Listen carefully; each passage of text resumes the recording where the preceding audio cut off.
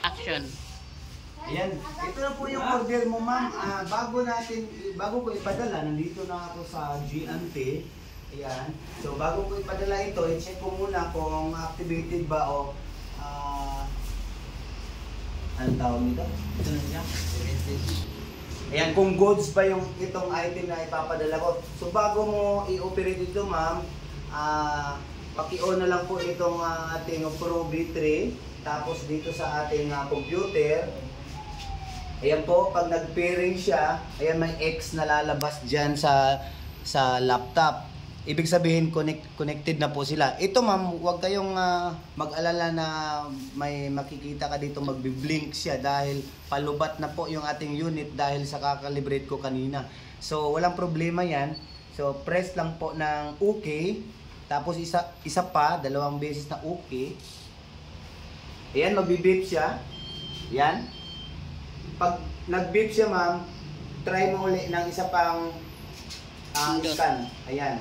Hanggang sa lalabas siya dito po, ma'am, sa ating unit. Ayan, nag-beep siya ng rapid beep. Tapos, hindi siya lumabas dito sa screen. Ayan, lumabas na po siya. Na-delete lang po ang kanyang Bluetooth. Pwede ka nang makapag-scan. Ayan po, ready na po siya. So ngayon, subukan natin dito sa loob mismo ng Giante. Papakita ko sa iyo yung accuracy niya. Yan po, mag-i-scan. Halimbawa, dito po ang target natin. Yan lang po hanggang mapuno yan. Ayan, pag nag-rapid beat na po siya, balik ka ulit sa dating row. Tapos usog ka ng isang put or 1 put. Ayan, usog ka lang dito. Bilang uli ng 10. Kada hakbang po ay pihitin mo po o pinutin nyo yung OK. Yan po, lalabas dyan sa screen kung okay na siya. Ayan, isagad na lang po natin siya ng dito sa linya. Ayan po. So, pagkatapos mong mag-scan ay press off lang po, power button. Yan, paki-off na lang po yung ating unit. Tapos, dito naman sa laptop, ang pag-operate nito, ito na yung kanyang image result o resulta ng scanning. Ayan, press OK dito sa folder. Tapos, ito namang meron ka makikita ditong kulay blue at green at pula. Itong green, ito yung lupa. Itong sky blue, ito yung simento dito. Tapos ito naman pula, ito naman yung metal. So i-confirm natin yung metal kung ano talaga siya, treasure ba dyan o isang ginto nasa ilalim dito sa ating in-scan or metal. So ito na po, dito sa may column, kailangan mong i-reset ito ng pwedeng neutral, standard, concrete, loam, sand, clay, minerals. So as long as na concrete po ang ating in-scan, press lang po natin itong concrete. Pagkatapos po ay correct all value dito po sa may bandang itaas.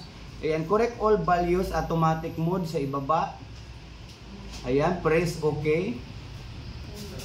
Ayan po. So ang na-scan natin dito, ma'am, ay wala po itong metal na na-detect dito around 1 meter deep o sa ilalim ng lupa, kasi nagsisimula itong scanning natin sa ilalim mismo ng lupa. Hindi siya nagdi-detect ng mga surrounding or sa surface lang na mga metal. So sa ilalim po siya. Ayan. Pagkatapos mong ma-interpolate, ma-transfer ng automatic value, interpolate lang po natin siya ng 4 na beses. Ayan po. So ito, isi-set ko na lang ito. Huwag nyo na po itong galawin. Ayan, press OK. Ayan po ang final scanning niya. Wala po tayo nakikitang bakal. Merong butas pero mababaw lang. Nasa 0.42 meters. So okay na po lahat yung ating gadget, ma'am. Ipapadala ko na sa iyo ngayon. Thanks for purchases at salamat din sa pagtitiwala sa ating channel o sa akin, ma'am. Thank you so much. Okay na lang. Okay, nga na sir ba? Asan ba yung okay raw internet na? On na siya, i-play sa ma'am. Ayan, bago ko ipadala, shutdown muna natin itong aking laptop. Pagdating dyan, ma'am, sa iyong area, sa iyong bahay, paki-charge na lang po. Narito yung kanyang charger. Tapos ang unit naman natin na Discovery Technology ay C-type po na charging port. Ayan po, tatanggalin nyo itong lock niya, pag ganyan. Tapos ito yung hawakan mo, wag pong hilain dito ma'am, baka po masira. Dito po, ayan. Tulad din dito sa kabila, ayan po. Tanggalin itong lock, tapos dito hawakan, saka hihilain. Kasi matigas po yan, dahil sa parang, para di siya madaling masira. Ayan na po. Ito yung pong previous mo ma'am na isang libro. Ayan, kasama po yan. Tapos, ito, hindi na lang kasama. Para hindi mabigat.